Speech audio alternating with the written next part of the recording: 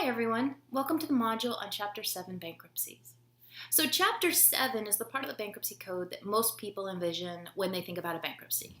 By the time our course is over, you're going to understand the distinctions between a Chapter 7, a 13, and 11, but let's start with the most basic kind, and that is a Chapter 7. We call it Chapter 7 a liquidation bankruptcy because essentially the debtor, and I do want to make this clear, debtors in a Chapter 7 can be an individual, it can be a married couple, and it can be a business entity like a corporation. Most of the time it's individuals though. If it's a corporation, it's probably that the corporation is just going out of business entirely.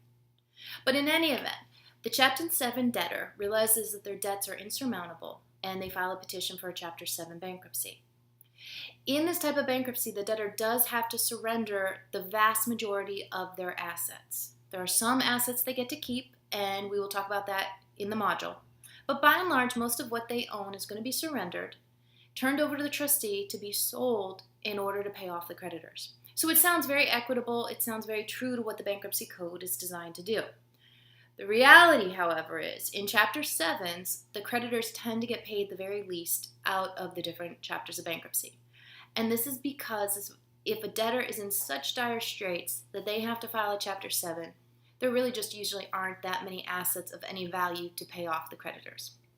So I hope you enjoy learning about Chapter 7, and we'll have some videos from other practitioners in the field explaining the individual concepts in more detail. Please definitely pay close attention to how a debtor files a Chapter 7 and how creditors get paid, as well as the role of the trustee in the process.